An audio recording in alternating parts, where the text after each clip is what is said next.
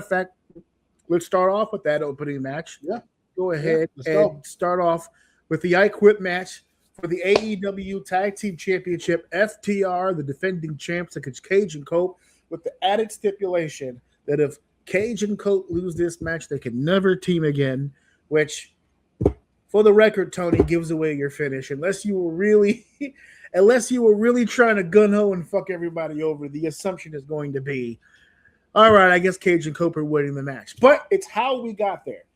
Well, hold on. That's not entirely fair. Well, hold on. That's not entirely fair. I understand what you're saying, and I agree with you with that. When you have these type of stipulations, like for instance, I'll give you an example: the cutting his hair if he lost. To me, I'm looking at that like he's not going to cut his hair. So to me, like that's a tell. But this one in particular, I wouldn't say that because because I look at it like this. On one hand, two very old wrestlers are not going to be tag teams anymore. That's not completely unbelievable, right? That they would lose and that happen. But then I look at it the other way. If they win, it's not like this is a one-off match and now they have the option to tag team together. You know what I mean? Yeah. They're the fucking champions now. Now they are a tag team again. It's like you're full committing or you're not doing this anymore at all. To be honest with you, I was actually a little bit more shocked that they did win than them losing and splitting up. So I agree with you, but for this one in particular, but the people we're talking about, I don't know. I was. You weren't completely sold. I wasn't completely sold what was going to happen based off of the stipulation of the match. Now, this is the match that comes to mind, and the reason why I asked you the question to start off, which was, were you invested in the story? Because it seems, based on the stipulation and based on the knowledge that while I didn't see it, I do know that this is the rematch to a match that they already had between FTR and Cage and Cope, where FTR pulled shenanigans and win the match. Now we get to the I Quit stipulation and Beth Phoenix's involvement, because Beth Phoenix was with her guys at a previous match they had, and FTR dumped her with a move, damaged her neck. It's the reason why Beth was taken off TV. But then Adam Copeland had to go do some stuff off camera and decided to go be with his wife. And because Cope wasn't on the show anymore, Cage decided, forget this nonsense. I'm not going to get jumped on TV every week by myself. So he took off. But it's all part of one big story that they didn't really tell here. Now, I know enough about it to be invested somewhat, and I know enough about the characters that I've seen so far to be invested somewhat. I get the idea of opening the pay-per-view with the pyro, and they're at peak energy. The audience is at peak energy, and it's right there, and everyone's screaming at the top of their lungs, AEW, AEW, and then you hit them with the, you think you know me? Okay, I get it. It's an old tactic. WWE used to use it all the time. I understand. You get them when their sensitivity is at their highest. You hit that metalingus and they all bust a nut. No, I understand how that goes. And I understand how that works. Unfortunately, I think they substituted the crowd reaction for the crowd comprehension. That there's, like, for someone like me who hasn't watched the Dynamites and hasn't watched the Collisions, with this kind of a stipulation, I'm like, God damn, I've never really seen an I Quit tag team match before. Mm-hmm. And if Cage and Cope lose, they have to, what the hell? How did this come about? Yeah. So that was my initial feeling. Now, if you watched the pre-show, I think they discussed it more in detail there. But if you didn't watch the pre-show, then you missed it.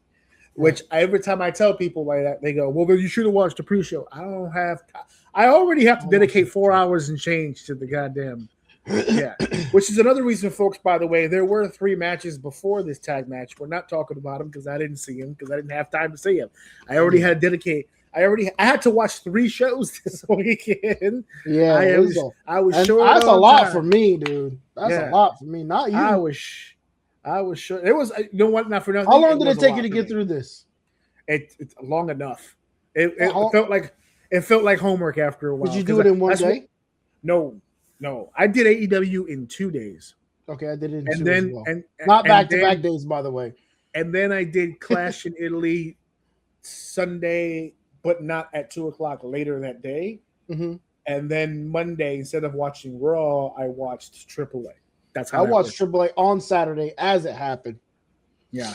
And the I reason did why not is get because the I chance. got on thinking Clash at Italy was happening and forgot it was Sunday. And all of my boys were already on, so we just threw on the AAA and watched it live. Nice. Yeah, Oh, so you got to watch it with other people, man. I tell you that every time I'm watching it, it's with those two guys every single time.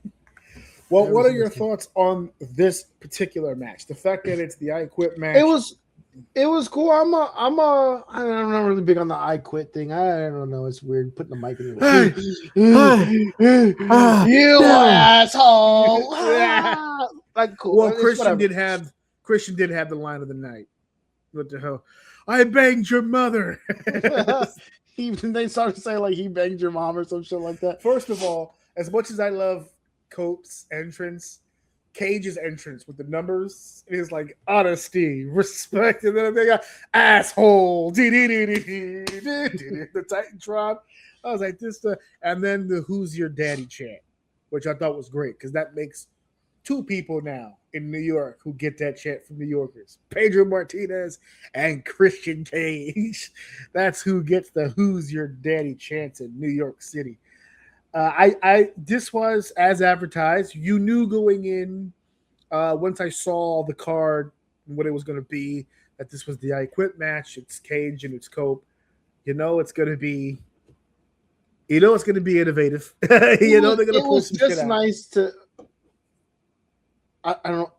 It was just nice to watch actual tag team action. Like this felt like old. And to be fair, they're older tag teams. So it makes sense, but it felt like there was a tag team division alive. You know what I mean? Like they felt like something for a split second. This match meant something. Like I personally like FTR. When I see belts on FTR, to me, it's like if they're in a match defending that, it's not a joke to them. You know what I mean? Like these guys, FTR lives that tag team division. So to see the belts on them, this isn't just some throwaway match. Like they really do want to hold on to it and stuff like that. So because they got that respect they got my respect as a tag team, and then obviously you got Edge and Christian or Cage and Cope, whatever you want to call them. I mean, what better way to represent tag team than like these older gentlemen here? I wish it felt like this in the tag team division more often. Yeah. Well. This was nice to watch. Let's be real now. The stipulation was only for Cope and Cage. So Cope and Cage won. They get to remain a tag team, and they get to remain. There are the tag team champions. There's no reason why we can't get more of it. I mean, that's one of the positives. And that's another thing going the other way, right? Like FTR loses, they're not just gonna. They're coming back for the. You know what I mean? They're coming back for that belt. There's going to be constant action around that belt. That's one thing that AEW will refuse to let go is any type of tag team wrestling. But these are 2 actual tag teams. And I know we've talked about tag teams before. So that stood out to me on this match, that it just really felt like a tag team match that you can actually enjoy and not think it's some type of throwaway. On the table right now, Cope and Cage against FTR in a rematch. Cope and Cage against the Young Bucks. Cope and Cage against the Hurt Business. Cope and Cage against the Demand. We have a lot of options here on the table of some possibilities. And for the record, as experienced as all of those people are, if you want an education on how to work as a tag team on a television, on a world global stage, get your pen and paper out, boys. Get in the ring with the tag team champions and go to school. Because they got this is their give back on their way out. So they're giving out free knowledge, boys. There's a bowl right there at the edge of the ring. It's got free knowledge in it. Come with your baggies and come get some of that good free knowledge. Here it is. Yeah. That good wholesome knowledge. Ooh, tag team. Ooh, that's a hot tag. I'll take some of that hot tag too. Let's do that. Cut the ring in half. Let's get some of that psychology. Put it in the bag right here. What's that? Pull his leg out before he gets the tag. Ooh, that's some advanced shit. Let's get some of that. Put that in the bag right there. It's there, man.